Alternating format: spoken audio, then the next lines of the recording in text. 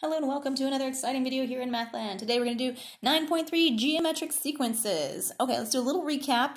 The arithmetic sequences here, say 2, 5, 8, and 11, we add a number to get to our next number in the sequence. Okay, there's arithmetic. Now we're going to do geometric, which means we're either going to multiply or divide. So remember in arithmetic, we could either add a number to make our next number in the sequence, or we could subtract a number, which means we're adding the opposite of a number. So geometric sequence, that goes with the multiplication and division. Okay, so let's get a couple of scenarios going on here. Let's try 2, 4. Now these are kind of easy to start out with for the examples, but I just want to show you what happens here in these sequences. Okay, so we got 2, 4, 8, and 16. So we're not adding the same number in between these. We're adding 2 here, and then we're adding 4, and then we're adding 8 there. But it is, so it's not arithmetic, it's geometric because we have to have the same multiplier every time. Just like arithmetic has to have the same number every time between the number, the terms in the sequence. So this one we're multiplying 2 times 2 to get 4, and we're multiplying 4 times 2 to get 8, and then 8 times 2 to get 16. So it's always the same number. It's not always 2, but it's always the same number in a geometric sequence. If it's not the same number, then it's not a geometric sequence. Just like if it wasn't adding the same number for arithmetic, it's not an arithmetic sequence. Okay, so let's try another situation here. Okay, well, what if it wasn't so obvious of the numbers? So let's try another example here. Let's do 12, 36, 108, 324, etc. Okay, getting kind of big there on the number sequences and the terms of the numbers of the sequences. So let's figure out how do we figure this out? This one was kind of obvious, like, oh yeah, well 2 times 2 is 4 and 4 times 2 is 8. But maybe the numbers are a little obscure and you don't know right off the top of your head what it is. It's not so obvious. So what you can do is take any number in the sequence and divide it by the previous number. Okay, so I'm going to take 36 and divide it by the previous number. So 36 over 12, that's 3. Okay, so 12 times 3, and you probably already saw that, is 36. So let's see if 36 times 3 gives me the next one. So let's put that one, put 108 over 36. Okay, so 108 divided by 36, that's 3. Awesome. Okay, now let's make sure we have the same multiplier, or what they call in the geometric series or sequence, the common ratio of the next set of numbers here. So let's do 324 over 108. And you can even crunch that in your calculator and you will get the number 3. So this is a geometric sequence. The common ratio is 3. So this is the common ratio. They have the variable r in the formula for geometric sequences. So this might be a bit familiar from Algebra 2 when you dealt with geometric and arithmetic sequences. Okay, so let's try something with maybe some fractions or maybe some negatives in here. So what kind of examples do we have? Let's try this. So I've got another example here. I've got 1 comma negative 1/2, 1/4, and negative 1/8. Okay, so if we had fractions, we'll do the same thing. Maybe it's not so obvious what my common ratio is, but we can find the common ratio by taking any term in the sequence and dividing it by the previous term. Okay, so we could do, let's see, when it starts out with 1, it might be a little tricky to see the common ratio, or it might be more obvious, but we can always check by looking at other terms and dividing them by the previous terms. So let's do the 1/2 and the 1. So negative 1/2 divided by 1, that's just going to be negative 1/2, right? Okay, so that's the common ratio for the first two terms.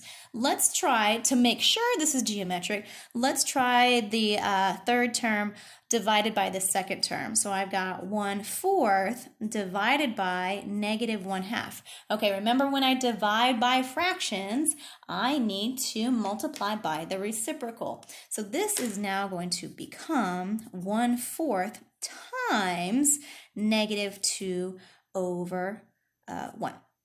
Okay, so what's that going to be? I've got -2/4, which is -1/2. It is the same. So maybe it's not so obvious on the fraction ones, but all you have to do is take one term and divide it by the previous term. And remember, when we divide by fractions, we multiply by the reciprocal. So this is a geometric sequence here. So our common ratio for this one, ratio, is -1/2. So you may have an alternating sign here, which we couldn't see in the arithmetic sequences because we either had to add the same number or subtract the same number.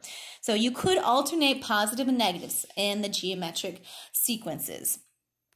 Okay, so let's get to the formula of the geometric sequence. It looks a little bit different than the arithmetic sequence, of course, because we're using common ratios instead of a common difference between two terms. Okay, so we've got a sub n equals a sub 1, this is our first term of the sequence, times our common ratio, which is r, and then n minus 1. And this looks like it's recursive, right? Because we have to go with what the previous term was, which is kind of interesting.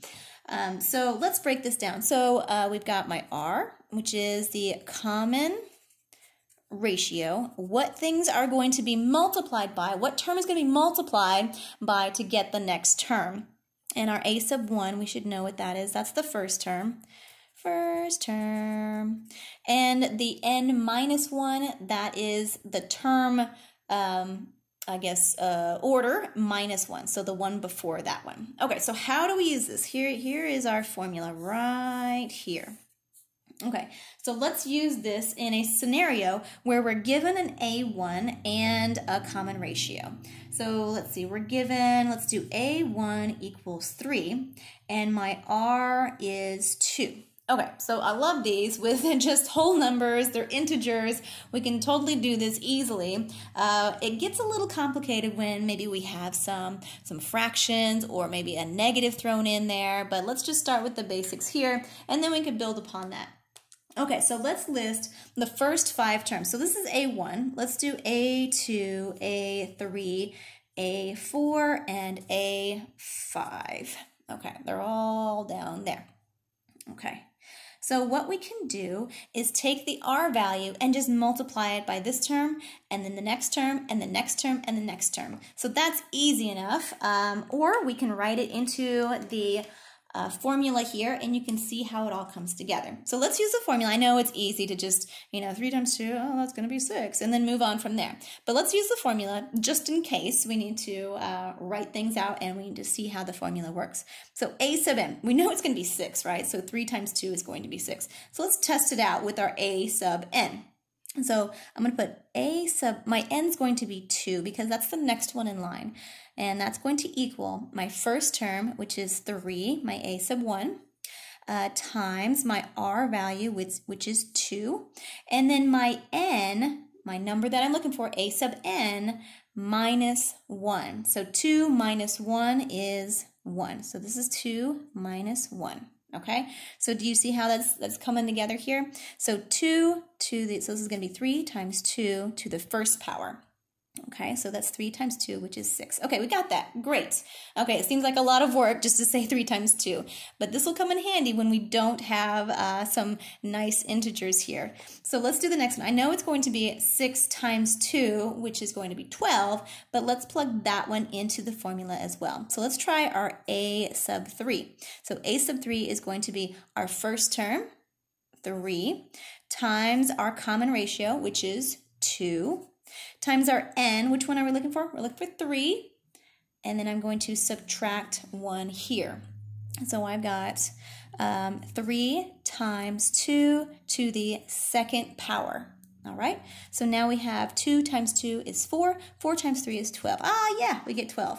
Okay, perfect. So that's how you substitute it into the equation. We're going to do a slightly difficult one here in just a moment. I wanted to see how we can plug in integers to that formula. And since we know our outcome, we can check ourselves with that. So let's go with the next one. We can multiply 3 times, or not 3, 12 times 2, that's going to be 24, and then 24 times 2, that's going to be 48. Okay, so you can do that. If you want to just do it in your head here, great. If you have some complexity to either your common ratio or your first term, you might want to go ahead and plug it into the formula here. Okay, so let's try this example here. We've got our formula here for our geometric sequence, and I've got A1 is 5, R is 2x. Okay, so the R is a little weird, but that's okay. We can go with it. So our A2 would be something. We're going to list the first 5 terms. So A3 is this, A4 is this, A5 is something else. Okay, so easiest way, you're going to take the previous term and multiply it by 2x, and that'll give you your next term. So 5 times 2x, that'll be 10x.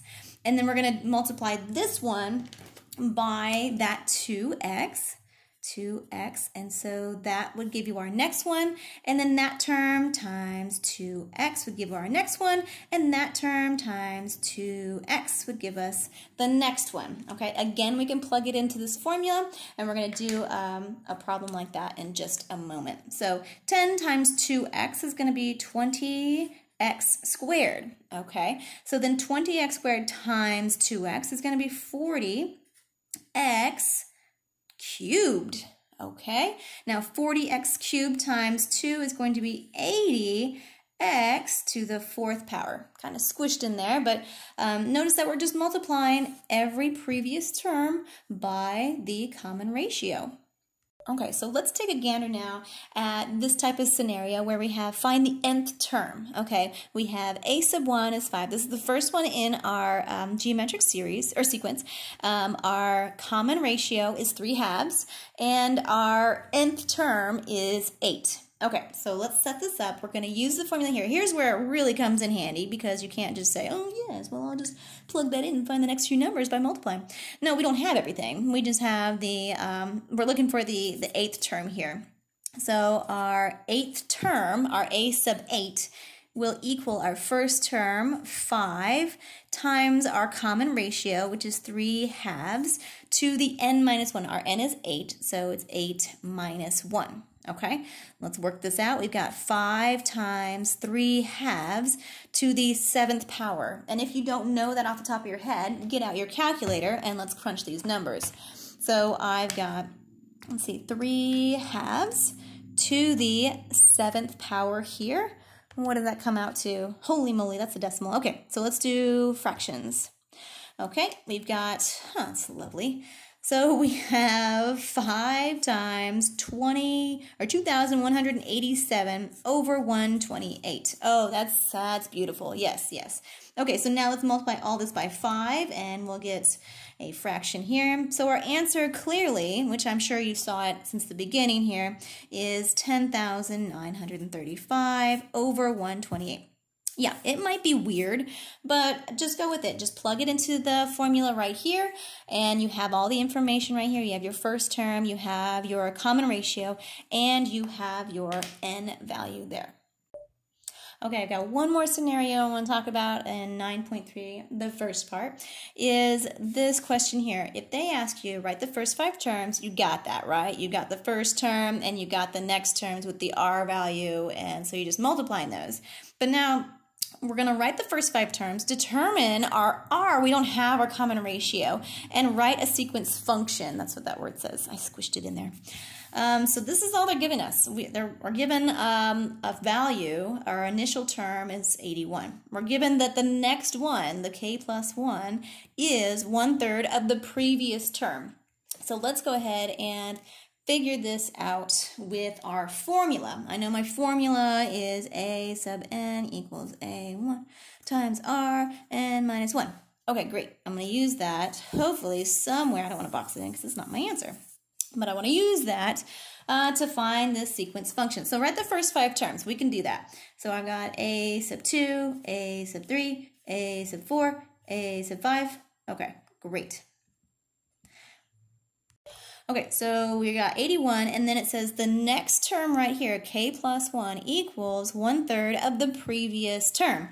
So we're going to divide 81 by 3. So we're thinking 81 times 1/3, which is 27. So 27 is going to be our next solution. Oops, 27 is our next solution there.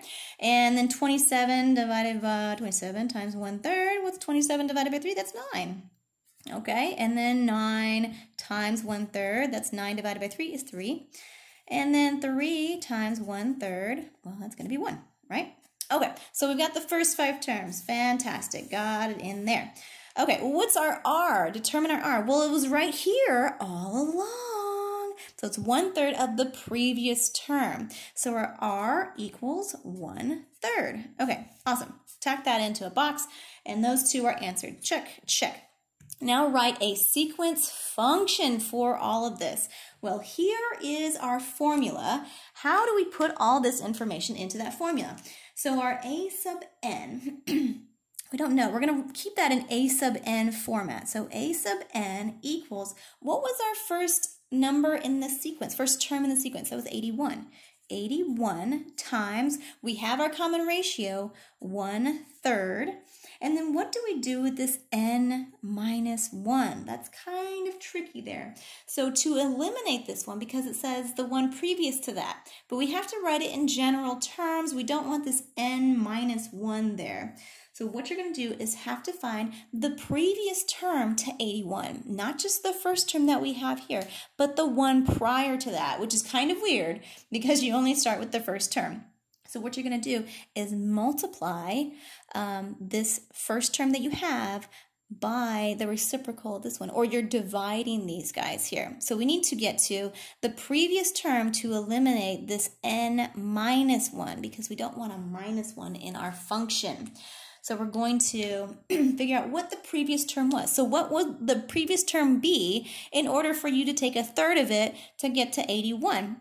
So we think 81 times 3, right? To get to the previous term. Previous term before 81, right? Or you can think of it as 81 divided by 1/3. So you're going to divide your first term by your R factor to get that previous term. I know it seems really weird, but we need to get rid of that n minus 1 to have a clear-cut formula here. So 81 times 3, that is 243. And then that's going to be multiplied for our function by 1/3 to the nth power. That's how they want you to write your final answer. Because if you just look at this, you will not see that answer matching the solution in the back of the book. You're like, wait, what happened there? They wanted the previous number to get rid of that n minus 1. So all you do is take that first term and divide it by your R to get you this one, because we're multiplying here to get to the next term, but to get to the previous term, we would divide it, okay? So that's all for 9.3. Let me know if you have any questions, and I could send you another video or send you some notes. And that's it. Enjoy!